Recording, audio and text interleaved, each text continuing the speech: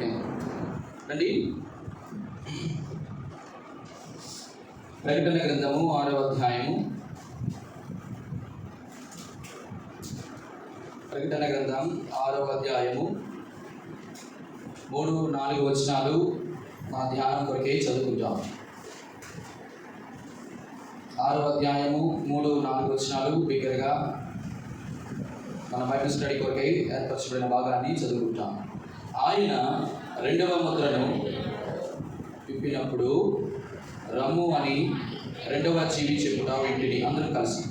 అప్పుడు ఎర్రనిదైన వేరొక గుర్రము బయలుదేరిన మనుషులు ఒకరిని ఒకడు చంపుకున్నట్లు భూలోకంలో సమాధానం లేకుండా చీటకు ఈ గుర్రం మీద కూర్చున్న వానికి అధికారము ఇవ్వబడెను, మరియు అతనికి ఒక పెద్ద ఖడ్గము ఇవ్వబడెను. ప్రార్థన. పరిశుద్ధుడైన తండ్రి, మహోన్నతుడైన దేవ, మీ దక్షిణాష్టాన్ని వాక్యం మీద నుంచి మాతో మాట్లాడి సహాయం చేసి కృప అనుగ్రహించి బలహీనమైన నన్ను మీ మహిమ కొరకు బలపరిచి వాడుకొని లోపల ఉన్నటువంటి అనేకమైనటువంటి సంగతులను బయటికి తీసుకున్నట్టు పరిశుద్ధాత్మ దేవ మీరే మాకు సహాయం చేయమని పెట్టుకుంటున్నాను. ఇర్మియా గ్రంథం 33వ అధ్యాయం 3వ వచనం. ప్రభా తండ్రి, నాకు మొదలుపెట్టుము, నేను నీకు ఉత్తరం ఇచ్చేదను. నీవు గ్రహింపలేని గొప్ప సంగతులను, గౌరవమైన సంగతులను నేను నీకు తెలియచేతును. వాగ్దానాన్ని మేము ఎత్తుపట్టుకుంటున్నాం. సహాయం చేయండి, కృప అనుగ్రహించున్నాం. యేసు నామమున అడిగి నిశ్చయముగా పొందుకొని ఉన్నాము తండ్రి. ఆమేన్. రైట్, మీ అందరూ కూడా బైబిల్ స్టడీకి వచ్చారు. 6వ అధ్యాయాన్ని మనం చాలా కూలంకషంగా మనం ధ్యానిస్తూ ఉన్నాం. మీరందరూ కూడా బాగా ప్రిపేర్ అయ్యి చాలా చక్కగా నేను అడిగిన ప్రతి ప్రశ్నకు మీరు సమాధానం ఇవ్వగలుగుతారని నేను అనుకుంటున్నాను. అందువల్ల మీకు మొదటగా నేను బైబిల్ స్టడీ ఆరంభించబడక మునుపు నేను చెప్పినటువంటి వాటిలో కొన్ని ప్రశ్నలు నేను అడగను. కాబట్టి దయచేసి నేను నేరుగా 3వ వచనం నుంచి 4వ వచనాన్ని మన ధ్యానపూర్వకంలోకి వెళ్ళిపోదాం. గమనించండి, మొదటి ముద్ర విప్పినప్పుడు ఆ గొర్రె పిల్ల ఆ 7 ముద్రలో మొదటి దానిని విప్పినప్పుడు అనే మాటని మనం చూస్తాం. ఆ గొర్రె పిల్ల అనేటువంటి మాట మొదటి ముద్ర విప్పినప్పుడు మాత్రమే కనబడుతుంది. కానీ రెండవ ముద్ర వచ్చినప్పుడు ఆయన అనేటువంటి మాట సంబోధించబడింది. 3వ ముద్ర విప్పినప్పుడు ఆయన అని మాట సంబోధించబడింది. 7వ వచనంలో ఆయన 4వ ముద్ర విప్పినప్పుడు అనే మాట కూడా రాయబడుతూ ఉంది. 9వ వచనంలో ఆయన చెప్పండి 5వ ముద్రను విప్పినప్పుడు. 12వ వచనంలో ఆయన 6వ ముద్ర విప్పినప్పుడు. 8వ అధ్యాయం 1వ వచనం ఆయన 7వ ముద్ర విప్పినప్పుడు. చాలు. ఇక్కడ మనం గమనించినప్పుడు ఈ 7 ముద్ర విప్పడంలో కీలకమైన పాత్ర ఎవరు పోషిస్తున్నారు అనంటే ఆ గొర్రెపిల్ల. ఇక్కడ గొర్రెపిల్ల అనగా ఆ గొర్రెపిల్ల. ఏ గొర్రెపిల్ల? 5వ అధ్యాయము మనము చదివినటువంటి మాటను మరొకసారి జ్ఞాపకం చేసుకుందాం. 5వ అధ్యాయం 6వ వచనం చూడండి. ఏ గొర్రెపిల్ల అనంటే మరియు సింహాసనమునకును ఆ 4 జీవులకును పెద్దలకును మధ్యన వధింపబడినట్లుండిన గొర్రెపిల్ల నిలిచి ఉండుట చూచితిని. ఇక్కడ మనము నేర్చుకోవలసిన ఆత్మీయ పాఠం ఏమిటి అంటే, ఆయన అనే మాటని ఎంత చక్కగా పరిశుద్ధాత్మదేవుడు యేసుక్రీస్తు ప్రభువారి యొక్క ఆధిక్యతను జ్ఞాపకం చేస్తూ మాట్లాడారో మనం అర్థం చేసుకోవాలి. ఈ మాట ఎందుకు అపోస్తలుడైనటువంటి యోహాను ఇక్కడ రాసి పెట్టాడంటే, మొదట ఆరంభించినప్పుడు ఆ గొర్రెపిల్ల అన్నాడు. ఎవరు ఆ గొర్రెపిల్ల అంటే, మరియు సింహాసనమునకును పెద్దలకును ఆ 4 జీవులకును మధ్యన వధింపబడినట్లుండిన, ఈ ప్రపంచంలో వధింపబడినట్లు ఉండినటువంటి గొర్రెపిల్ల ఒకే ఒక గొర్రెపిల్ల. అది ఇప్పటికీ నిలిచే ఉంది. ఎప్పటి నుంచి వధించబడింది? ప్రకటన గ్రంథంలో మనం చూస్తాం. మన అందరికీ తెలిసినటువంటి భాగం 13వ అధ్యాయం 8వ వచనం. భూనివాసులందరూ అనగా జగదుత్పత్తి మొదలుకొని వధింపబడిన గొర్రెపిల్ల యొక్క చాలు. చెప్పండి, ఎప్పటి నుంచి వధింపబడి ఉన్న గొర్రెపిల్ల? ఆ గొర్రెపిల్లకి ఉన్నటువంటి ఆధిక్యత మనం గమనిస్తే 5:6లో he occupied a special and central place. అంటే ఇక్కడ ఆత్మీయ పాఠం ఏంటంటే, మన యేసుక్రీస్తు ప్రభు వారికి మనము ఇవ్వవలసినటువంటి స్థానాన్ని దేని ద్వారా మనం చెప్పాలంటే, మొట్టమొదటిగా మన సంభాషణ. ఇక్కడ పరిశుద్ధాత్మ దేవుడు రాస్తున్నాడు ఆయన ఆయన ఆయన ఆయన ఆయన. కానీ ఇదే మాట అబద్ధ క్రీస్తుకి, క్రూర మృగానికి, ఘట సర్పానికి తత్వం ఉన్నటువంటి సాతానికి అలా రాయబడలేదు. వాడు అనేటువంటి పదం ఉపయోగించబడింది. అంటే బైబిల్లో యేసుక్రీస్తు ప్రభు వారికి ఇవ్వాల్సినటువంటి ఆధిక్యత, he occupied a special place, a central place in the chapter Revelation 5 and 6. whereas అంత మాత్రమే కాదు, ఆ ప్లేస్ బట్టి మాత్రమే కాదు, and he was not an animal. ఆయన ఒక జంతువుతో లేదా గొర్రె పిల్లతో పోల్చడం కాదు, కానీ ఆయన చేసినటువంటి త్యాగం, అంటే ఆయన పొజిషన్ మాత్రమే కాదు, వధింపబడి ఉన్నట్లు ఉండిన గొర్రె పిల్ల. ఈ స్పీక్స్ అబౌట్ ద ప్రైస్.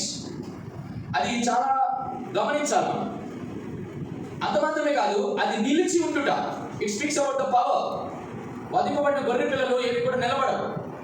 కాబట్టి ఈ మూడు గమనించండి. ఈ speaks its position or its priority. రెండోది ఏంటి? ప్రైస్. క్రైమ్ చెల్లించాడు, వధింపబడ్డాడు. మూడోది నిలిచి ఉండడం. That's called power. ఆయన ప్రభావం కలిగిన గొర్రె పిల్లగా మనం చూడవచ్చు. కాబట్టి ఆ గొర్రె పిల్ల మొదటి ముద్ర విప్పినప్పుడు రెండో ముద్ర నుంచి ఇక ఆ గొర్రె పిల్ల లేదు. ఆయన ఆయన ఆయన బాగా గమనించాను. అందుకే ఆ మాట ఆయన అనే దానిలో నేను 3 పదాలను ఉపయోగించాను. మొదటి పదం హిస్ ప్రయారిటీ, ఆధిక్యత లేక ప్రాధాన్యత.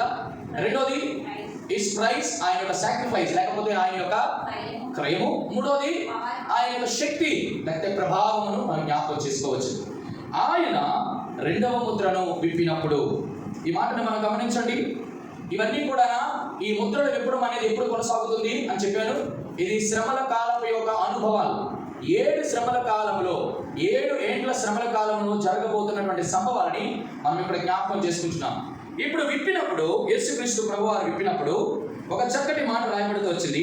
రమ్ము అని రెండవ జీవి చెప్పుట వింటిని. ఇక్కడ రెండవ జీవి ఎవరు? మొదటి ముద్ర విప్పినప్పుడు మొదటి జీవి ప్రత్యక్షమయ్యాడు. వాడెవరు? సింహం. రెండవ జీవి ఎవరు? 5వ అధ్యాయంలో 4వ అధ్యాయంలో మనం చూస్తాం 7వ వచనంలో.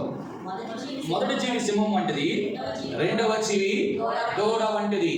గమనించండి, రెండవ జీవికి అయిన దూడ పోలిక కలిగినటువంటి దానికి ఈ రెండవ ముద్ర విప్పడానికి గల సంబంధం ఏంటి అని మనం చూడటానికి ముందుగా దాన్ని ఒక పక్కన పెడదాం. అంటే దీన్ని ధ్యానించాలంటే ఆ 3 విషయాలు మనం కూలంకుషంగా మనం అర్థం చేసుకుంటే అప్పుడు ఎందుకు ఈ రెండవ ముద్ర విప్పినటువంటి గొర్రె పిల్లని యేసుక్రీస్తు ప్రభువారికి రమ్ము అని చెప్పి ఇగో జరగబోతున్న సంభవాన్ని ఎవరికి చూపించడానికి, అపోస్తలుడైన యోహానుకు చూపించడానికి పూనుకున్నటువంటి ఈ దూడ రెండవ జీవికి ఉన్న సంబంధం ఏంటో మనం ధ్యానిస్తాం. ఆఖరిగా మనకు జ్ఞాపకం చేయండి.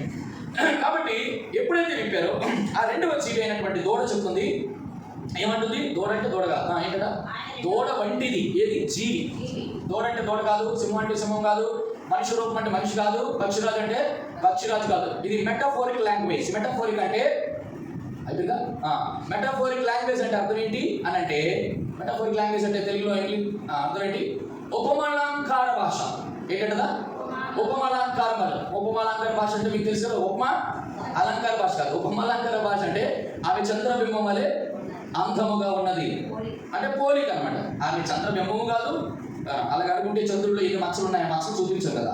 కాబట్టి మనం పోల్చినప్పుడు ఇట్లా చూపిస్తాం. దాన్ని మెటాఫోరిక్ లాంగ్వేజ్ అంటారు. ఇవన్నీ కూడా గుర్రం అంటే గుర్రం కాదు, గుర్రం మీద ఎక్కిన వ్యక్తి కాదు, అన్నీ ఒక రకమైనటువంటి వాటితో మనం కొనసాగుతున్నాం. కాబట్టి ఇప్పుడు 4వ వచనంలో నుంచి అసలు ప్రస్తావన 3 శ్రేష్టమైన మాటలు మనం ధ్యానించబోతున్నాం.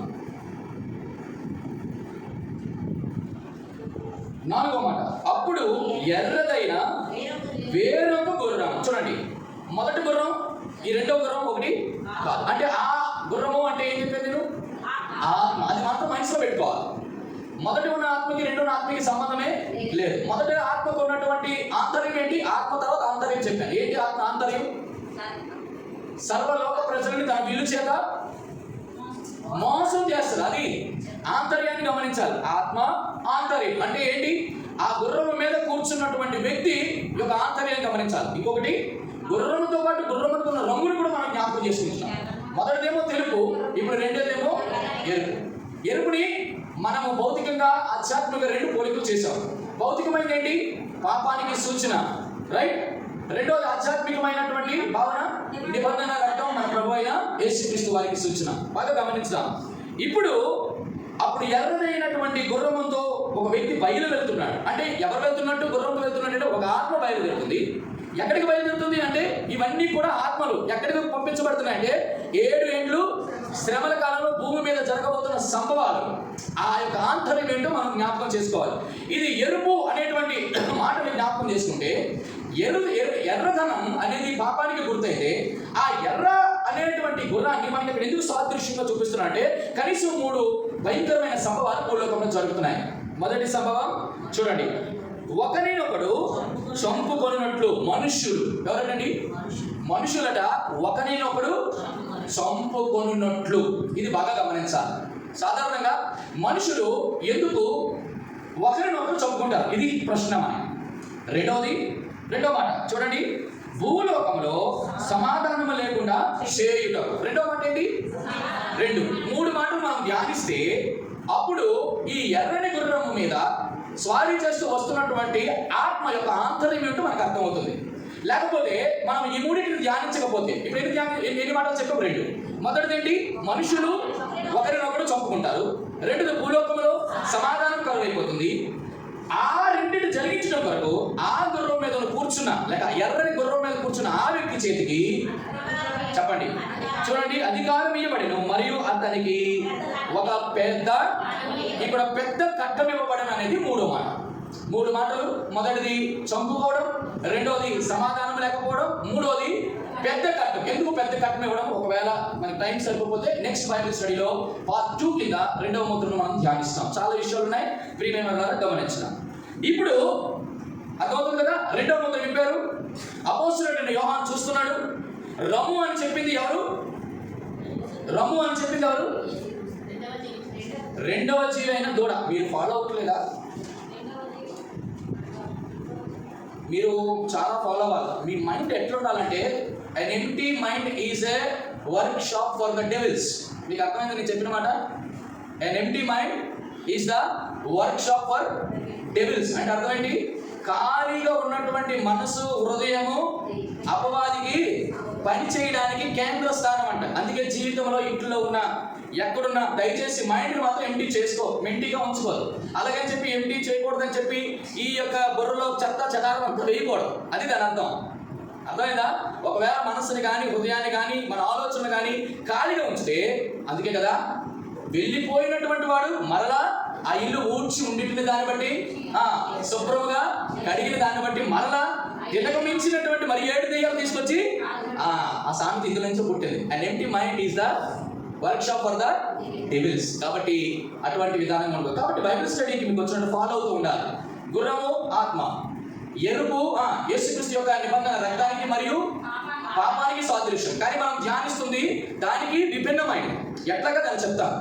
అయితే అక్కడ కూర్చున్నటువంటి వ్యక్తికి అధికారం ఇవ్వబడింది. ఏం అధికారం ఇవ్వబడింది అంటే, మనుషులు ఒకరినొకరు చంపుకోవాలా, భూలోకంలో సమాధానం. చూడండి, ప్రతి పదము విడదీయాలి. మనుషులు ఒకరినొకరు చంపుకోవాలి, తనను తాను చంపుకోవడం కాదు, ఒకరు చంపుకోవడం. 2 భూలోకంలోని మనుషులకి సమాధానం ఇవ్వబడాలి అని అధికారం ఇవ్వబడింది. ఆ తర్వాత అతనికి ఖడ్గం ఇవ్వబడేను అని రాయవచ్చు, కానీ అతనికి పెద్ద ఖడ్గం. చూడండి, ప్రతి మాట కూడా రేపు శ్రమల కాలంలో జరగబోతున్న ప్రతి దానిని మనకి పరిశుద్ధాత్మ దేవుడు రాసి పెట్టాడు. ఇక మనము సంగతిని శోధించుట రాజులకు ఘనత. మనం రాజులమా బానిసలమా? రాజులు. అయితే నేను బైబిల్ స్టడీ చెప్పక్కర్లేదు, ఆ శోధించిన ఘనతంతో మీకే దక్కాలి. శోధిస్తారా? సాధిస్తారా? శోధించడము కష్టమే, సాధించడం కదా. మీరు చెప్తే మేము హ్యాపీగా చేద్దాం. రైట్, ప్రియమైన వల్ల గమనించండి. ఇప్పుడు ఇక్కడ ప్రశ్న ఏంటంటే, ఎందుకు మనుషులు ఒకరొకరు చంపుకోవాలి? నెంబర్ 2, ఎందుకు భూలోకంలో సమాధానం లేకుండా అవ్వాలి? 3వది, ఎందుకు అతనికి పెద్ద ఖడ్గం ఇవ్వబడాలి? ఈ 3టిని మనం ధ్యానించి ఈ పూటికి పార్ట్ 1 ఈ 2వ ముద్రలో మనం ధ్యానాన్ని కొనసాగిద్దాం. చూడండి, కొన్ని విషయాలు జ్ఞాపకం చేస్తాను. మనుషులు ఒకరిని ఒకరు చంపుకోవడం. అసలు మనుషులు ఒకరినొకరు చంపుకునే సందర్భాలు బైబిల్లో ఒక 6 లేక 7 నేను జ్ఞాపకం చేసి నేను ముందుకు వెళ్తాను. అసలు ఎందుకు చంపుకుంటారు అనే దానికి మనకి ప్రశ్నకి సమాధానం రావాలి. అంతేగాని మనుషులు ఒకరినొకరు చంపుకుంటారంటే దేనికి చంపుకుంటారు? ఇది మన పరిభాషలో చూడకూడదు. ఆధ్యాత్మికమైన దేవుని వాక్యానుసారంగా మనము దాన్ని చూడాలి. మొట్టమొదటిది, ప్రపంచంలో మొట్టమొదటి ఒక వ్యక్తి మరొక వ్యక్తిని చంపిన సందర్భం ఎక్కడ? వెరీ గుడ్, ఇది ఒక్కటే చెప్పగలుగుతారు నాకు తెలిసి. ఆదికాండ గ్రంథం 4వ అధ్యాయం 8వ వచనం. ఇప్పుడు మీరు ఎంత తెలివైన వాళ్ళో, ఎంత ఆదికాండ గ్రంథం 4:8. కయ్యేను తన తమ్ముడైన హేబేలుతో మాట్లాడాను. వారి పొలంలో ఉండినప్పుడు కయ్యేను తన తమ్ముడైన హేబేలు మీద పడి అతనిని చంపాను. అసలు ఇతను తన తమ్ముడిని చంపడానికి గల కారణం ఏంటి? ఆ ముందు వచ్చిన ఏనా, నీవు సత్క్రియలు చేసినలా తల ఎత్తుకొనవా. సరే, అవన్నీ చాలా ధ్యానించడానికి ఉన్నాయి, కానీ నేను ముందు, ఎందుకంటే మన బైబిల్ స్టడీ కాబట్టి టక లేకపోతే ఈ రెండో ముద్ర మళ్ళీ 3 ఎపిసోడ్లు అయిపోతాయి. మనం ఇలాగ 3 ఎపిసోడ్లు అయితే వాళ్ళు చూసిన వాళ్ళు ఈ ప్రకటన గ్రంథాన్ని ఎన్ని ఎపిసోడ్ల కింద ధ్యానం చేస్తున్నారని అనుకుంటారు. రైట్. మొదటిది, ఒకరినొకరు చంపుకోవడం ఎవరితో అయింది చెప్పండి? కయ్యేను హేబేలు ఇద్దరు కూడా అన్నదమ్ములు బట్టి ఎవరో చంపుకున్నారా? కారణం అదా? దేవుడు అంటే ఇప్పుడు దేవుడు అంగీకరించాడు. ఇప్పుడు తమ్ముడు మంచి అర్పణ అర్పించాడు, గొర్రె పిల్లని. అన్నకున్నది పొలంలో పనిచేస్తాడు కాబట్టి ఏదో కొంత నైవేద్యం తీసుకొచ్చి పెట్టాడు. ఆ రెండింటికి ఏంటి తప్పు? అసలు దేవుడిలో ఏమి? మొదటిది కయ్యేను, రెండోది హేబేలు. ఏంటిది? సరే, ఇవన్నీ టైం అయిపోతుంది కాబట్టి నేను చెప్పదలుచుకుంది, ఒకరిని ఒకరు చంపుకోవడంలో ఉన్నటువంటి ప్రాముఖ్యమైన అంశంలో ఒక 7 సంగతులు ఉన్నాయి. చెప్పాలా లేదా?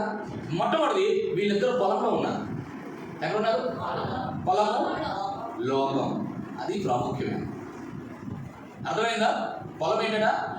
ఇప్పుడు పొలాన్ని లోకంలో ఉన్నప్పుడు లోకంలో ఇద్దరు ఉంటారు. ఇద్దరిలో ఒకడు ఇంకొకరు ఏం చేస్తారు? ప్రకటన గ్రంథం 6వ అధ్యాయము 3-4 వచనాల్లో మనుషులు ఒకరినొకడు చంపుకోవడంలో మొట్టమొదటి భేదాభిప్రాయం ఎక్కడి నుంచి ఆరంభమవుతుంది? ఇప్పుడు లోకంలో ఉన్నటువంటి వ్యక్తులు ఎవరు? వాళ్ళిద్దరు ఏ సహోదరులు? ఆత్మీయ సహోదరులు.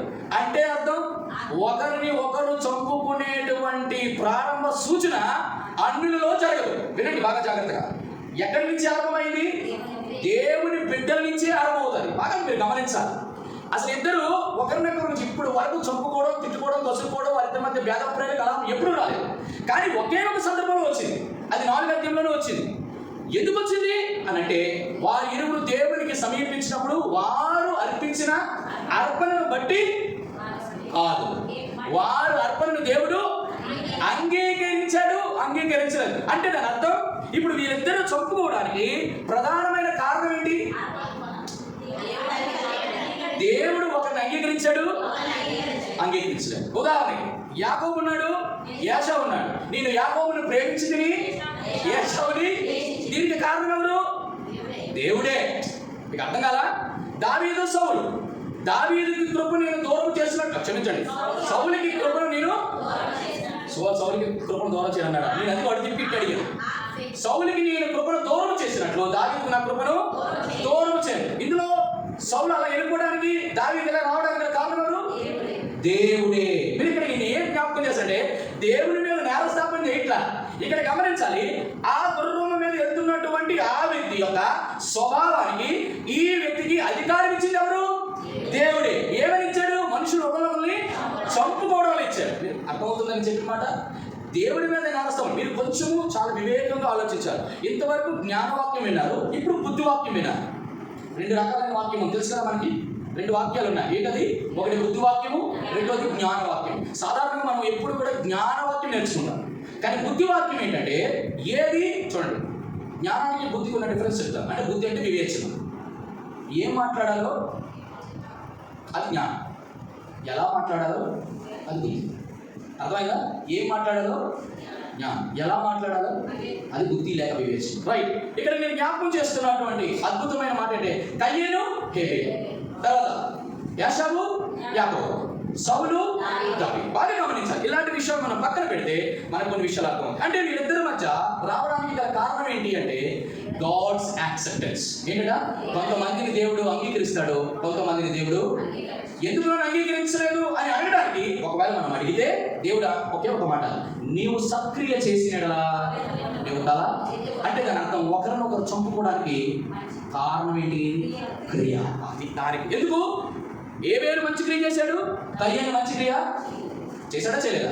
చేయలేదు. కయ్యేను మంచి క్రియ చేయలేదు, హేబేలు మంచి క్రియ చేశాడు. ఎందుకు వాళ్ళిద్దరు చేసిన క్రియల్లో భేదం ఏంటి? మంచి క్రియ హేబేలు ఏం చేశాడు? శ్రేష్టమైనది, క్రొవ్వినది దేవుడికి బలి అనగా నువ్వు తెచ్చింది నైవేద్యం తేకూడదు. ఎందుకు? బలిపీఠం కట్టినప్పుడు బలి అర్పించబడా, రక్తం చిందించబడా, పాప క్షమాపణ జరగాలి. అది సూచన. రెండోది, యాకోబుని ప్రేమించి యాషావుని ద్వేషించిన. ఎందుకు? కాబట్టి ఇద్దరిలో క్రియ కదా.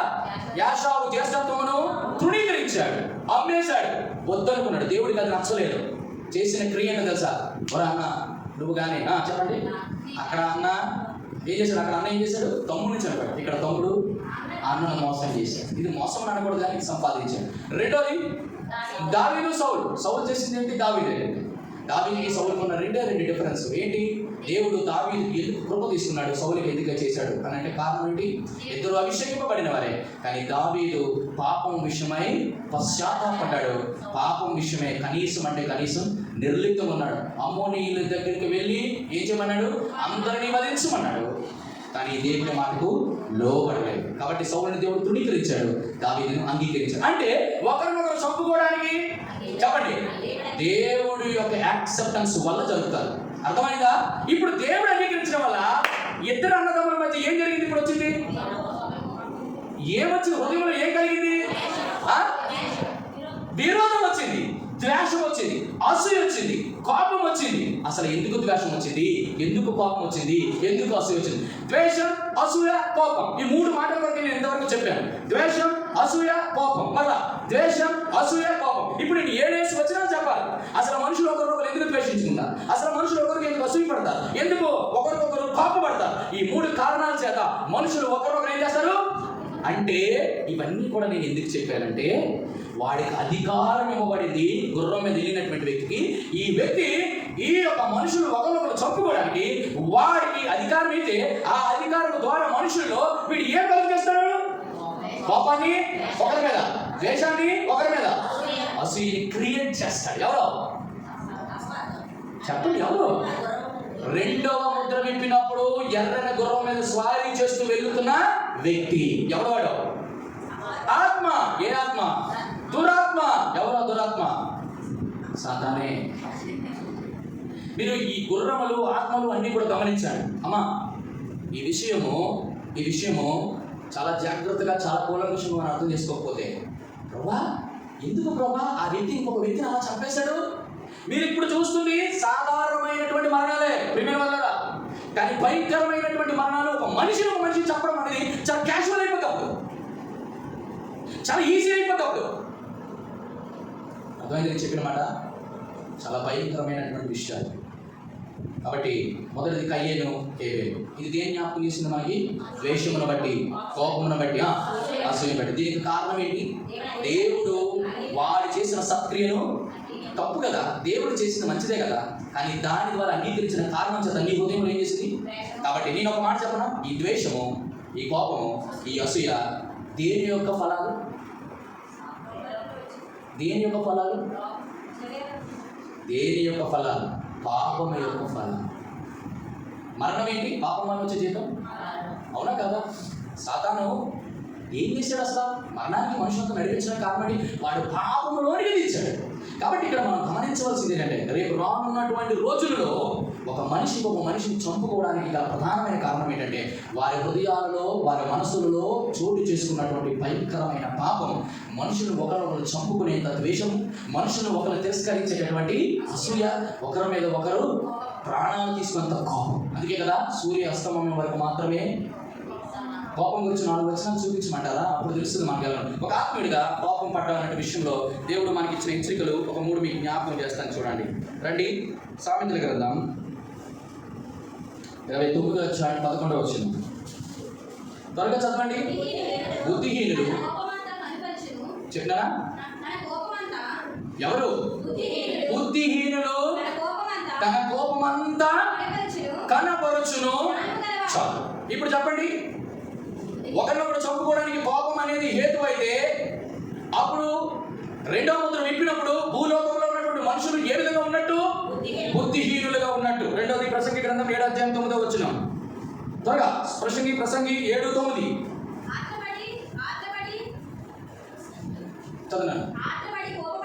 ఆత్రపడి కోపపడవద్దు, బుద్ధిహీనుల అంతరింద్రియములందు సుఖ నివాసం. అంటే అర్థం ఏంటండి? సుఖంగా నివాసం చేస్తాడు. ఏది? కోపం. ఎవరి దానిలో? బుద్ధిహీనుడు. ముందు వచ్చినప్పుడు ఏం చదివాం? ఇప్పుడే వచ్చిన అంటే బుద్ధిహీనులలో ఏముంటుంది? కోపము సుఖ నివాసం చేస్తుంది. అంటే వినండి, పొరపాటున కదిపామా సర్వని వచ్చేస్తుంది పైకి.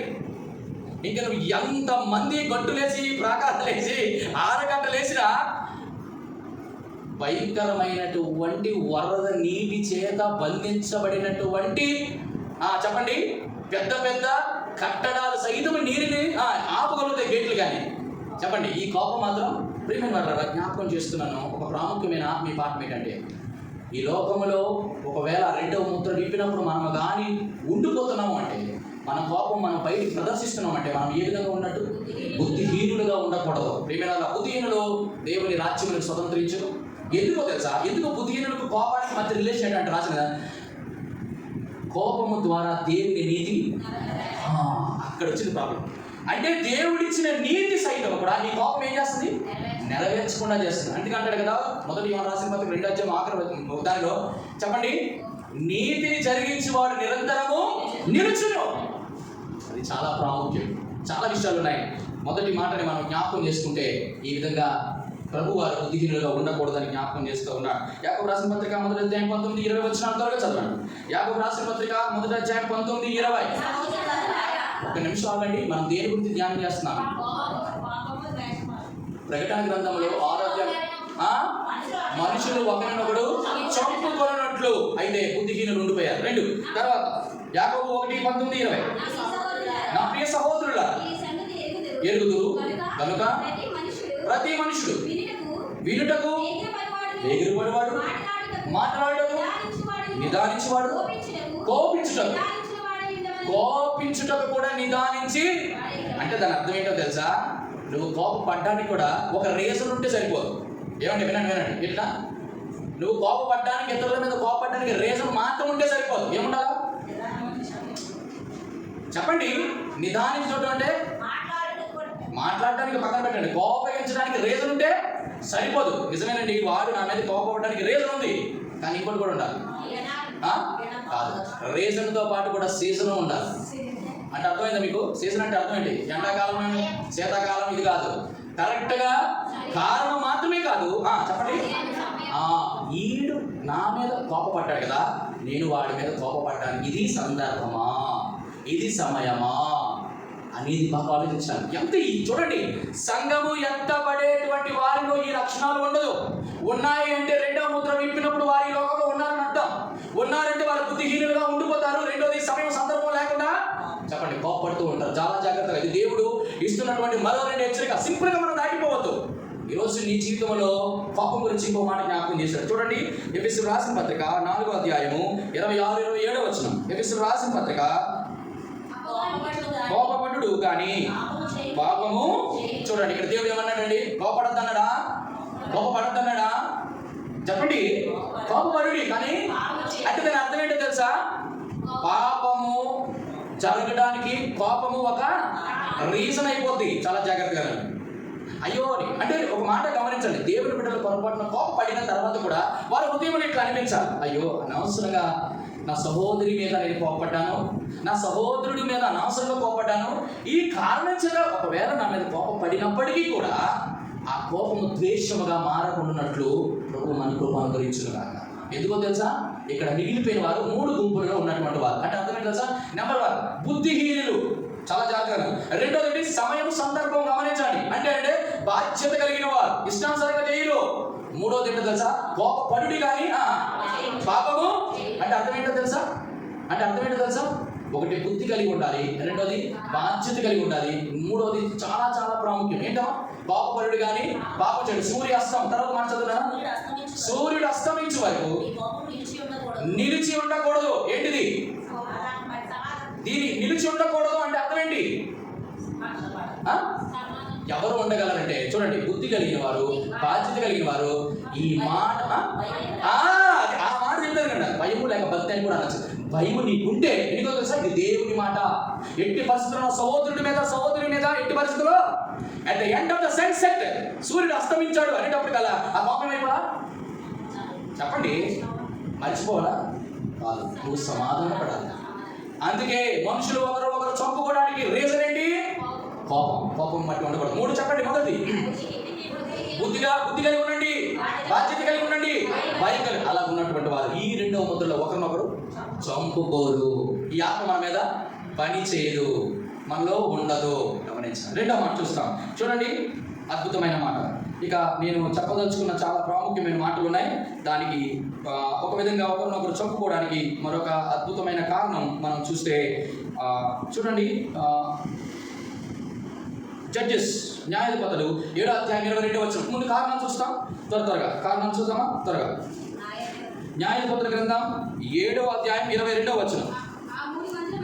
ఆ 300 మంది. ఈ మాటలు దేని కొరకు నేను చెప్తున్నాను? మనుషులు ఒకరికొకరు, మొదటిది ఆధారం ఏం దొరికింది మనకి ఒకరు చంపుకోవడానికి? కోపము, అసూయ, దోషం. ఈ 3 కూడా పాపమును బట్టి. పాపము దేని బట్టి? 7వ అధ్యాయం 22వ వచనం. 300 మంది బూరలు ఊదినప్పుడు యెహోవా దండంతటిలో ప్రతి వాని ఖడ్గమును వాని పొరుగు వాని మీదకి త్రిప్పెను. చూడండి, ఒకరిని ఒకరు చంపుకోవడంలో ఇక్కడ మనకి తారసపడినటువంటి విషయం ఏంటి? ఒకరిని ఒకడు ఏం చేశారండి? మరి చదవండి. వాని పొరుగు వాని మీదకి త్రిప్పెను. చూడండి, ప్రతి వాని ఖడ్గము వాని పొరుగువాడు. అంటే ఇతరులను ఒకరికొకరు ఏం చేసుకున్నాడు? కత్తితో చంపేసుకున్నారు. దీన్ని చేసింది ఎవరు? అక్కడ చదవండి, అక్కడ ఏం చేశాడు?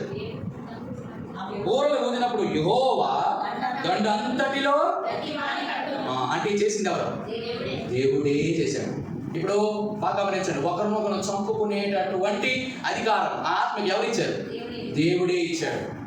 చాలా జాగ్రత్తగా ఆలోచించాలి. ఎందుకు అంటే ఒకరినొకరు ఇక్కడ చంపుకోవడానికి నేను ఒక వచనం చూపించాను. ఇలా 5 వచనాలు చూపించిన తర్వాత ఇంకొక విషయం మనకు బయలుపడతారు. చూడండి, మొదటి సమూయేలు గ్రంథం 14వ అధ్యాయం 20వ వచనం. త్వరగా మొదటి సమూయేలు గ్రంథం 14వ అధ్యాయం చదువున్నాను. మొదటి సమూయేలు 14:20. చొరబడి రాగా ఒకరిని ఒకరు ఏం చేసుకున్నారు? చేసుకుని మరియు అంతకమును వశమున్న వారి చుట్టూనున్న ప్రాంతముల నుండి వారితో కూడా గండులకు వచ్చిన హెబ్రీయులు సౌలు నదుకు యోనాతాను నదుకు ఉన్న ఇశ్రాయేలుతో కూడుకోవాలని ఫిలిష్తీయులు విడిచిరి. ఇక్కడ మనం గమనించవలసిన విషయం ఏంటి? తానును తన యొద్దనున్న జనులందరూ కూడుకొని యుద్ధమునకు చొరబడి వారు రాగా, చూడండి, ఫిలిష్తీయులలో ఏమొచ్చింది? కలవరం వచ్చింది. ఒకరినొకడు హతము చేసుకున్నాడు. అంటే ఇక్కడ గమనించవలసింది, ఇందాకలా చెప్పండి, ఇందాకలా బోరలు ఊదినప్పుడు అక్కడ ఏం జరిగింది? ఆ బోరలు ఎప్పుడైతే విన్నారో అక్కడ ఉన్నటువంటి విద్యార్థులందరూ కూడా ఏం చదివారు? ఒకరినొకరు ఖడ్గంతో చంపుకోవడానికి గల కారణం ఆ బోరల శబ్దం ఎప్పుడైతే వినబడిందో వారిలో గందరగోళం మొదలైంది. ఇక్కడే మొదలైంది, కలవరం మొదలైంది. అంటే కొన్ని వచనాల ద్వారా ఒకరినొకరు చంపుకోవడంలో కీలక పాత్ర వహిస్తున్నటువంటి విషయం ఏంటి? ఇక్కడ గందరగోళం, కలవరం. చూడండి, ఇంకొక వచనం, 2వ దినవృత్తాంత గ్రంథం 20వ అధ్యాయం 22-24. త్వరగా మనం అన్ని కూడా చదవాలి. 2వ దినవృత్తాంతములు 20వ అధ్యాయం చదువుతున్నారమ్మా? 2వ దినవృత్తాంతముల గ్రంథం 20వ అధ్యాయం 22-24 చదువురానా?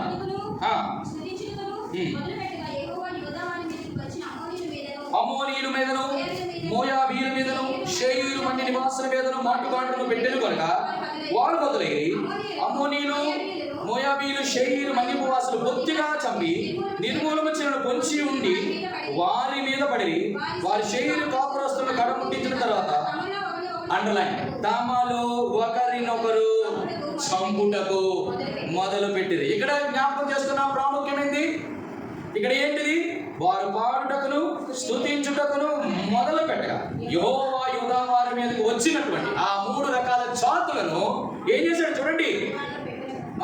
కనుక అమ్మోనీయులు మోయాబీయులను షేయూరు మంది నివాసులను బొత్తిగా చంపి నిర్మూలన చేయాలని పొంచి ఉండు వారి మీద పడి పొంచి ఉండి వారి మీద పడ్డారు. అప్పుడు తర్వాత తమలో తాము ఒకరినొకరు చంపుకొనినారు. ఇదేం జ్ఞాపకం చేసింది? అయ్యో, మీకు చరిత్ర కూడా ఇప్పుడు వెనకాల తీసుకుని రావాలా? ఇక్కడ జరగబడుతుంది. 3 జాతులు వారు దేవుడిని స్తుతించే ప్రజలు చెప్పాలని చెప్పండి అనుకుంటే ఏం చేశాడు? దేవుడే కలుగు చేసుకొని వారిలో వారికి ఏం చేశాడు? దీని వివాదం చూడండి. అసలు జరుగుతున్నటువంటి పరిణామాలు చూడండి. అక్కడ ఉన్నటువంటి వ్యవహారం చూడండి ఎంత అద్భుతముగా దేవాది దేవుడు. నేను ఎప్పుడు ఇదే అనుకుంటాను ఒక్కొక్కసారి, దేవా మన మీదకి ఎంతమంది వచ్చినా చూడండి. ఇక్కడ అమ్మోనీలు ఉన్నారు, రెండోది మోయాబీలు ఉన్నారు, మూడోది షెయిర్ మనీలు. ఈ ముగ్గురు ఎవరికి సూచన తెలుసా? ఈ ముగ్గురు ఎవరికి సూచన? అమ్మోనీలు మోయాబీలు ఎవరికి సూచన? అక్రమ సంతానం. ఎవరు? లోతు యొక్క ఇదన్న. వీళ్ళంటే దాని అర్థం ఏంటో తెలుసా? అక్రమస్తులు ఎవరైనా మన మీదకి వచ్చి తిరగబడినప్పుడు, షేరు మన నివాసులు, వీళ్ళు అందరూ కూడా దేవుడు ఏం చేస్తాడు?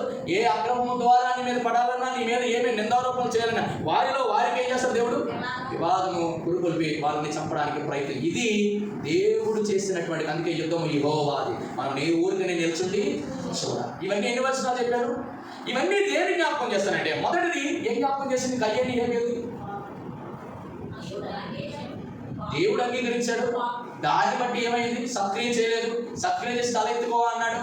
దాని తర్వాత తెచ్చి చెప్పండి, దేవుడు అంగీకరించిన కానీ కోపము, అసూయ, ద్వేషం వచ్చింది. ఈ మూడు కూడా దేని ద్వారా అంటే కయ్యేన పాప స్వభావం.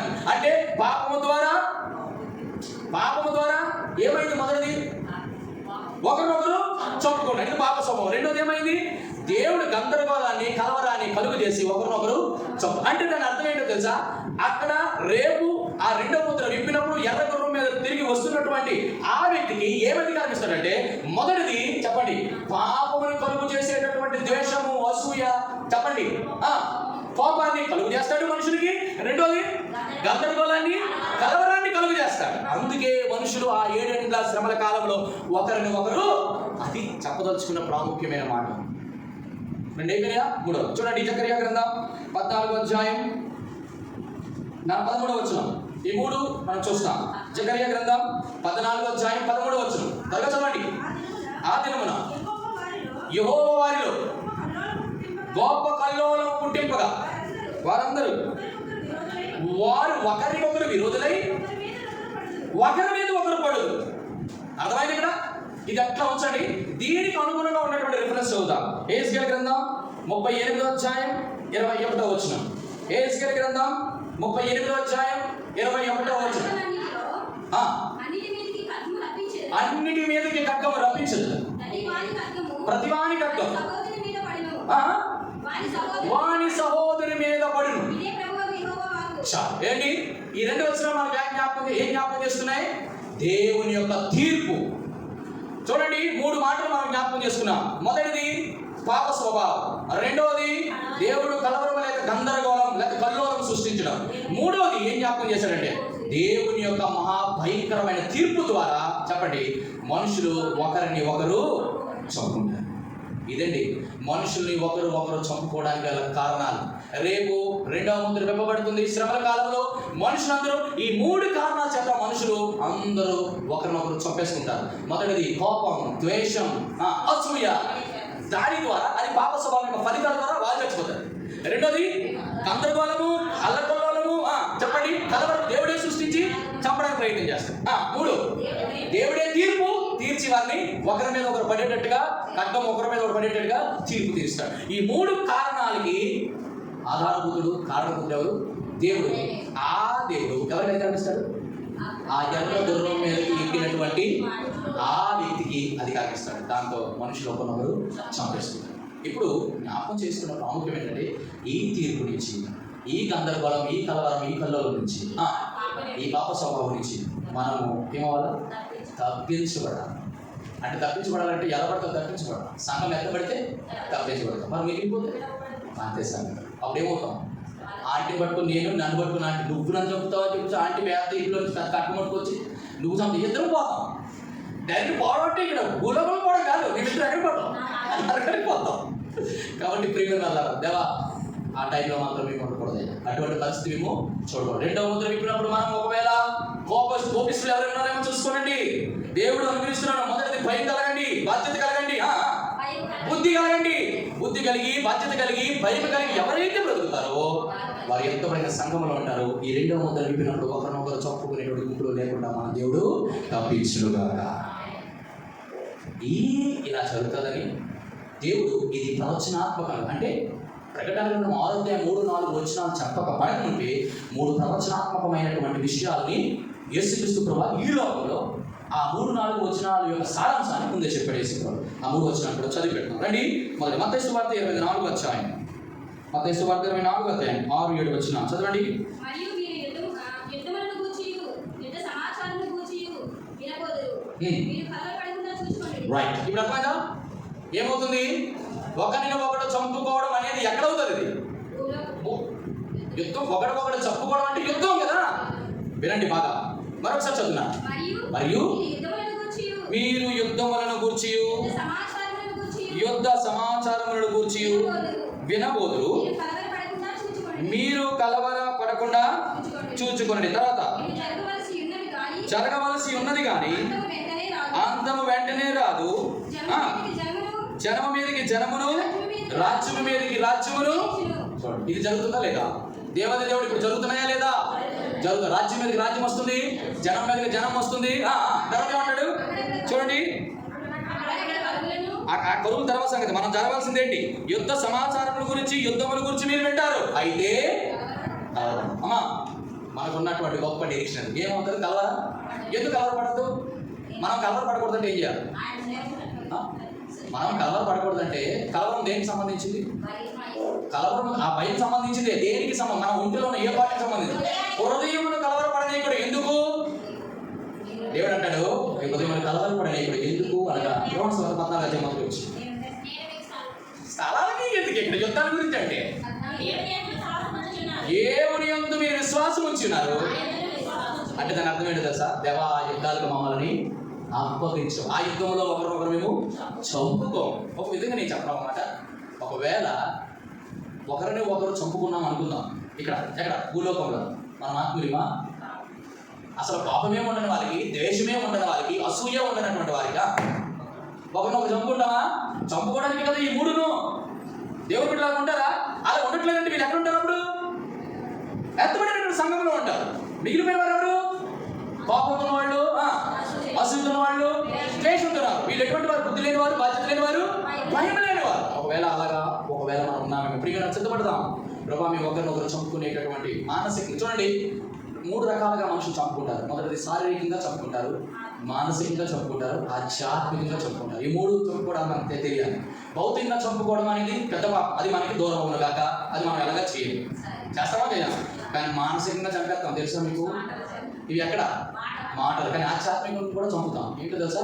ఆధ్యాత్మికంగా చంపడం చాలా శ్రేష్టం.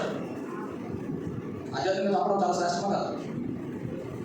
ఆధ్యాత్మికంగా బ్రతికించాలా? ఆధ్యాత్మికంగా చంపాలి. మనం బ్రతికించాలి. నేను ఏదంటే సైమన్ అనకూడదు. అన్నగారు అంటే చంపవచ్చు అన్నమాట. అలా అనకూడదు. నేను ఇలా అందుకే ఇంటర్వ్యూ చేసినప్పుడు ఎందుకే చాలా ఎక్సలెంట్గా ఇంటర్వ్యూ చేస్తారు. ప్రేమైన వాళ్ళని గమనించండి. ఈ 3 రకాలుగా మనం ఎవరిని చంపకూడదు. మానసికంగా చంపడానికి మన దైవభక్తులు అవసరం. కానీ ఆధ్యాత్మికంగా ప్రతి ఒక్కరు మనం ఏం చేయాలా? బ్రతికించాలి. ఆధ్యాత్మికంగా బ్రతికించడానికి దేవుడు మనకి ఇచ్చినటువంటి గొప్ప వరం ఏంటంటే దేవుని వాక్యం. వాక్యం ద్వారా మనం ఎవరైనా దైవికంగా మనం బ్రతికిస్తున్నామా అంటే వాళ్ళు ఆధ్యాత్మికంగా చనిపోయిన స్థితిలో ఉండాలి. ఆధ్యాత్మికంగా వారు చనిపోయిన స్థితిలో ఉన్నారంటే దాని అర్థం ఏంటంటే వారు వాక్యానికి దూరం అయిపోయారు, సహవాసానికి దూరం అయిపోయారు, దేవుని మందిరానికి దూరం అయిపోయారని మనం జ్ఞాపకం చేసుకోవాలి. అటువంటి వారిని వాక్యం చేత మనం బ్రతికించాలి. మానసికంగా చెప్పండి, మానసికంగా చనిపోయిన వారిని కూడా మనం బ్రతికించవచ్చు. ఒకే ఒకటి ఉంది చెప్పలేదు. మానసికంగా చనిపోయినటువంటి వారు ఎవరో తెలుసా? లోకంలో ఉన్నటువంటి వారు ఎంతోమంది మానసికంగా చనిపోయారు. వారిని సువార్త ద్వారా మాత్రం బ్రతికించాలి. ఎందుకో తెలుసా? వారు ఫ్యాన్కి ఊరేసుకుంటారు, ట్రాక్స్ మీద తలకాయ పెట్టి చచ్చిపోవాలనుకుంటారు, బావిలో దూకి చనిపోవాలనుకుంటారు, రాత్రి ఏం చేస్తారు? ఫ్యాన్కి ఊరేసుకొని చనిపోవాలనుకుంటారు, లేకపోతే స్లీపింగ్ పిల్స్ వేసుకోవడానికి ఇష్టపడతారు. ఇలాంటి బోర్డు ఉంటాయి మన దగ్గర. కానీ వాటి అన్నిటినీ కూడా ఏం చేస్తుంది? నీ కొరకు ఒక వ్యక్తి చనిపోయారమ్మా, ఆ స్థానంలో నువ్వు బ్రతకాలి. నువ్వు మానసికంగా చనిపోవడానికి అవసరం లేదు. ఎందుకంటే ఆయన శారీరకం నుంచి, మానసికం నుంచి, ఆధ్యాత్మికం నుంచి అన్ని మరణాల నుంచి దేవుడు ఏం చేస్తాడు? బ్రతికిస్తాడు. అది దేనికి ఉందంటే సువార్త వాక్యానికి ఉంది. ఇది మందిరంలో ఉన్న బుద్ధి జ్ఞాన వాక్యానికి ఉంది. మొట్టమొదటిది ఒకరినొకరు చంపుకోవడమే. అది పాపం. బాగా గమనించండి. మనలో పాప స్వభావం వెలువడి చేసుకుంటే ఖచ్చితంగా వారిని కూడా చంపడానికి కూడా అసలు చేసిందే మొట్టమొదటి కయ్యేయులు దేవుని బిడ్డలే, దేవుని ఎరిగిన వారే, దేవుని సంబంధులే. కాబట్టి అటువంటి వారిగా మనం ముందుకుంటున్నాగా. కాబట్టి మనం గమనించవలసింది ఈ మాట, దేవుని మాట, దేవుని వాక్యం, దేవుని సంబంధం, దేవుని ఎరిగిన వారు, దేవుని సంబంధులు. కాబట్టి అటువంటి వారిగా మనం ముందుకుంటున్నాగా. కాబట్టి మనం గమనించవలసింది ఈ మాట, మన మనసులో పండుగ. కాబట్టి మత్తయి సువార్త 24 అధ్యాయం 6-7 వచనాల నుంచి మనం యుద్ధాల గురించి, యుద్ధ సమాచారాల గురించి వింటున్నాం. కలవరపడద్దు, దానికి తోడు ఒక జనం మీద ఇంకో జనం వస్తుంది, రాజ్యం మీదకి రాజ్యం లేస్తుంది, దాని గురించి కూడా మీరు కలవరపడద్దు. ఎందుకంటే మనము చెప్పండి ఆయనలో విశ్వాసం. రైట్. రెండో మాట మార్కు సువార్త. ఇవన్నీ ఏంటి? ప్రవచనాలు జరగబోతున్న మార్కు సువార్త 13 సేమ్ అట్లానే ఉంటాయి చూడండి. మార్కు సువార్త 13 అధ్యాయం 7-8 వచనాలు. మీరు యుద్ధములను గూర్చి యుద్ధ సమాచారములను గూర్చి కలవరపడకుడి, ఇవి జరగవలసి ఉన్నవే కానీ అంతము వెంటనే రాదు. జనము మీదకి జనమును, రాజ్యము లేచును. చాలు. జనం మీదకి జనము, రాజ్యం మీదకి రాజ్యము. రష్యా ఉక్రెయిన్ మధ్య పెద్ద ఏమవుతున్నాయి? యుద్ధాలు అవుతున్నాయి. అమెరికాకి చెప్పండి ఇలాంటి పెద్ద యుద్ధాలు అవుతున్నాయి. ఇజ్రాయెల్ మీదకి చెప్పండి వాళ్ళు బాంబులు వేస్తున్నారు. పెద్ద పెద్ద యుద్ధాలు. దాని గురించి ఏమన్నాడు? యుద్ధాల గురించి ఉంటారు, యుద్ధ సమాచారాలు కలుగుతుంటారు. అయితే మీలో ఎలా పడదు? ఎందుకంటే సంతం వెంటనే వీటన్నిటి ఉన్నప్పుడు కలవర పడకూడదు. అంటే ఏం చేయాలి? నువ్వు ఉన్నప్పుడు ఏంటి విశ్వాసం మనకి? యేసుక్రీస్తు ప్రభువు రేపు రాబోతున్న మనమే, మనకి ఏ ప్రాబ్లం లేదు. చూడండి లూకాసు వార్త 2:21 అధ్యాయం. లూకాసు వార్త 21 అన్ని వచనాలు నోట్ చేయాలి. 21 అధ్యాయం 9-10 వచనాలు. మీరు యుద్ధములను గూర్చి వినినప్పుడు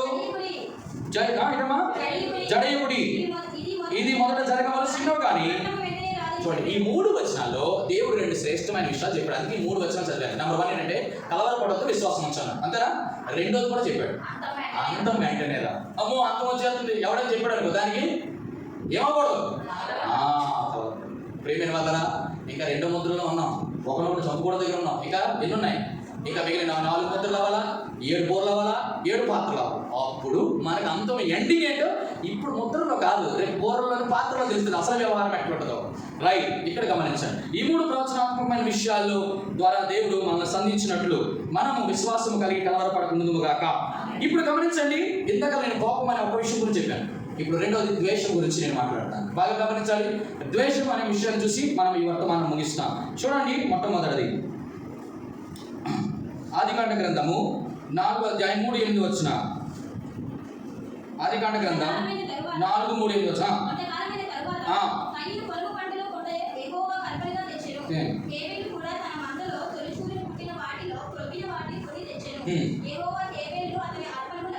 లక్ష్య పెట్టలేదు. వచ్చి చిన్నపుచ్చుకున్నాడు.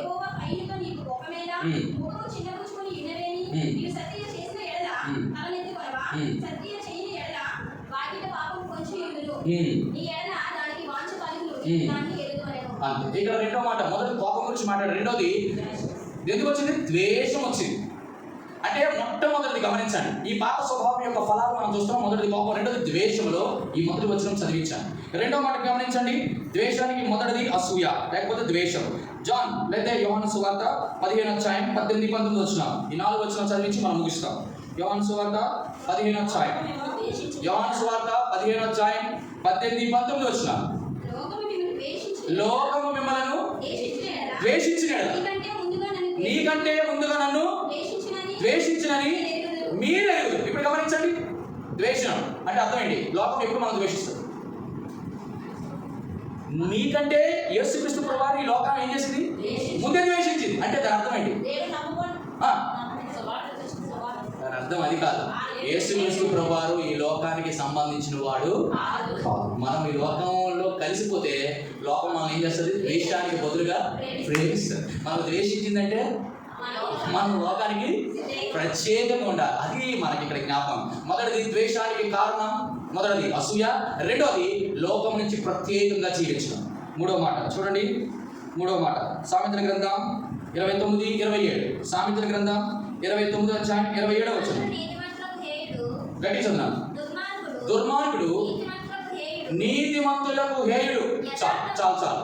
అంటే అర్థమేంటి? దుర్మార్గుడు నీతిమంతులకు హేయుడు అంటే ఏంటంటే అసహించుకోవడం. అంటే దాని అర్థం ఏంటి? ఒకరినొకరు ద్వేషించుకోవడం గల కారణం ఏంటి? మీకు ఇంకా పర్ఫెక్ట్గా అర్థం అవ్వాలంటే చూడండి, 2 కొరింథీయులు రాసినటువంటి పత్రిక దగ్గరికి వద్దాం. అప్పుడు మనకి స్పష్టంగా అర్థమవుతుంది.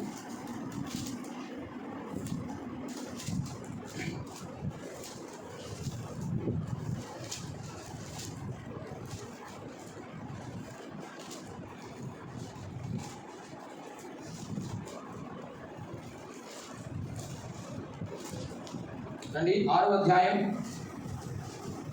14వ వచనం. మీరు అవిశ్వాసులతో జోడుగా ఉండుకుడి, నీతికి దుర్నీతికి ఏమి అంటే అర్థం ఏంటి? అక్కడ దుర్నీతి పరుడు నీతిమంతులకు ఏకట హేయుడు అంటే అర్థం ఏంటి? రెండింటిలో దాని అర్థం ఏంటి? రెండింటి మధ్య ఉన్నటువంటి దాని అర్థం ఏంటి? ఒక వ్యక్తి నీతిగా బ్రతికితే ఆ వ్యక్తిని ఖచ్చితంగా ద్వేషిస్తారు. మీరు గమనించండి, నీతిగా బ్రతకడం అంటే ఉదాహరణకి ఒక మంచి గవర్నమెంట్ ఉద్యోగంలో గెలిచారు, అందరూ లంచాలు తీసుకుంటారు, వీడేమో లంచాలు తీసుకోడు, వీళ్ళందరూ ఏం చేస్తారు? వాడిని ద్వేషిస్తాడు. విచిత్రం, యాక్చువల్గా నీతిమంతుడు వాళ్ళందరూ ఏం చేయాలి? ద్వేషించాలి. కానీ రివర్స్ ఏంటి? దుర్నీతి పరుల నీతిమంతుడిని ద్వేషిస్తారు. ఇది 4వ ద్వేషం. చూడండి, 3 4వది యోహాను సువార్త 3వ అధ్యాయం 19-20 వచనం. త్వరగా చదవండి. యోహాను సువార్త 3వ అధ్యాయం 19-20 వచనం. ఆ తీర్పు ఇదే, వెలుగు లోకంలోకి వచ్చింది కానీ తమ క్రియలు చెడ్డవైనదా, మనుషులు వెలుగును ప్రేమించక చీకటిని ప్రేమించింది. ఇదే మనిషి జ్ఞాపకం చదువునంటారు. దుష్కార్యం చేయ ప్రతివాడు వెలుగును ద్వేషించును. ఆ వచ్చిన మనకి ఏం జ్ఞాపకం చేస్తుంది? మరొకసారి చదువునా, ఆ వచ్చినమే చదువు. దుష్కార్యము చేయు ప్రతివాడు వెలుగును ద్వేషించు. వెలుగు ఎవరు? యేసుక్రీస్తు ప్రభువు. వెలుగును ద్వేషించడం కారణం ఏంటి? దుష్ట క్రియలు చేయడం. అంటే ఏంటి? ఏ క్రియలు? పాపపు క్రియలు. అంటే పాపములో ఉన్నట్టు ప్రతి ఒక్కడు ద్వేషం పెంచుకుంటాడు. నువ్వు దేవునిలో ఉంటే నీలో ద్వేషం ఉండదు. ఎందుకో ఆ పాపాన్ని యేసు ప్రభువు రక్తంతో కడుగుతాడు. కానీ ఎప్పుడైతే నువ్వు పాపంలో ఉంటావో నీకు ఆటోమేటిక్గా ద్వేషం పెరుగుతుంది.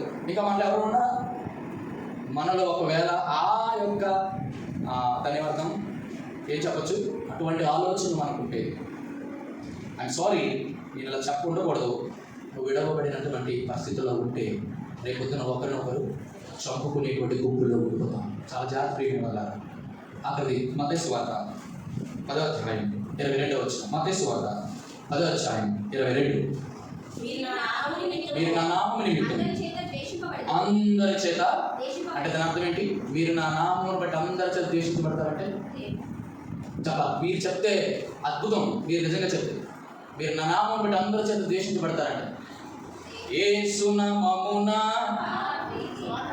సువార్త ప్రకటిస్తే అందరూ మిమ్మల్ని ద్వేషిస్తారు, పెడతారు, కొడతారు, అవసరమైతే చంపుతారు. అది రెడీ? అమ్మా రెడీ కదా? Aunty ready. ఎందుకంటే అలాగా పోయిపోతే దేవుడు చనిపోతే పర్వరాజ్యం వస్తుంది, ఈ దరిద్రం అంతా వదిలేదు ఈ లోపల. అవునా కదా? ఈ 5 విషయాలు జ్ఞాపకం. ద్వేషానికి కారణం మొదటి అసూయ. ఎక్కడ ప్రారంభమైంది? కయ్యనేబేలు. 2 లోకంలో ప్రత్యేకంగా ఉన్నవారిని ద్వేషిస్తారు. 3 నీతిగా బ్రతికితే ద్వేషిస్తారు. 4 పాపము చేయకుండా పాపము లేకుండా ఉంటే పరిశుద్ధంగా బ్రతికితే ద్వేషిస్తారు. సువార్త ప్రకటిస్తారు. మరొకసారి చెప్పండి, నాకు చాలా ఇష్టం ఇది. మనం ద్వేషించబడిన వారమా ప్రేమించబడిన వారమా లోకం చేత? ఈ 5 లక్షణాలు ఎవరికైతే ఉంటుందో లోకం ద్వేషిస్తుంది. కానీ ఈ 5 లక్షణాలు ఎవరైతే ఉంటుందో దేవుడు. ఇప్పుడు దేవుడు ప్రేమ కావాలంటే ఈ 5 విషయాలు. మొదటిది అసూయ ఉండదు, ప్రత్యేకంగా జీవిద్దాం, నీతిగా బ్రతుకుదాం, పరిశుద్ధంగా జీవితం. 5 సువార్తను ప్రకటిద్దాం. అటు రీతిగా ఒకరిని ఒకరు చంపుకుండానట్లు వారికి అధికారం ఇచ్చినప్పటికీ కూడా మనము ఎంతబడిన సంఘపు యొక్క గుంపులో ఉందుముగాక, మనం విడవబడకుందుముగాక, మనలో ఎటువంటి కోపము ద్వేషం ఉండకుండానుగాక. మనం ఎంతబడిన సంఘమా? విడవబడిన సంఘం. చాలా జాగ్రత్త. ఇది సంఘము సిద్ధపాటు కొరకైనటువంటి వివరణ. మీరు ఏదో కాలక్షేపం కొద్దో నేర్చుకోవడం కోసం మాత్రమే కాదు, ఇది మన సిద్ధపాటుకి చాలా ప్రాబ్లం. ఇంకా మనలో ద్వేషాలు, మనలో యొక్క కోపాలు, మనలో యొక్క అసూయలు ఉంటే మనం విడిచిపెట్టినట్లు పరిశుద్ధాత్మ దేవుడు మన కృప అనుగ్రహించును గాక. ఒకవేళ మనం ఉంటే మరొకసారి చెప్తాను, ఈ 2వ ముద్ర విప్పినప్పుడు అవుతాడు. ఒకరినొకరిని చంపుకోవడానికి దేవుడే అధికారం ఇస్తాడు. నువ్వేం చేయగలరు? వాళ్ళు చంపుకోవడానికి 3 కారణాలు ఏం చెప్పాను? మొదటిది పాప స్వభావం, 2 గందరగోళం, కలవరం, కల్లోలం, 3 దేవుని యొక్క తీర్పు. ఎవరైతే వీటిలో ఉండరో వాళ్ళు ఎలా బ్రతుకుతారు? మనం బాధ్యత కలిగి, భయం కలిగి, బుద్ధిగా బ్రతుకుతారు. కోపం వద్దు, ద్వేషం వద్దు, దేవునికి చిత్తం అయితే. నెక్స్ట్ ఏం చూస్తాం? 2వది అసూయ. మనం చూడడానికి సమయం లేదు. భూలోకంలో సమాధానము ఎలాగ లేకుండా అయిపోతుంది. 7 ప్రాముఖ్యమైన విషయాలు చూస్తాం. ఆ తర్వాత ఎందుకు వాడికి పెద్ద కట్నం ఇవ్వబడేది, ఆ విషయాలు మనం చూసి ధ్యానించి ఈ యొక్క 2వ ముద్రలో ఉన్నటువంటి ఎపిసోడ్ మనం పార్ట్ 1 కంప్లీట్ చేసుకున్నాం. నెక్స్ట్ నెంబర్ 3 కూడా ఉంటుంది. దాని యొక్క మనం సిద్ధపడుతుంది కాక. ప్రార్థన చేసుకుందాం.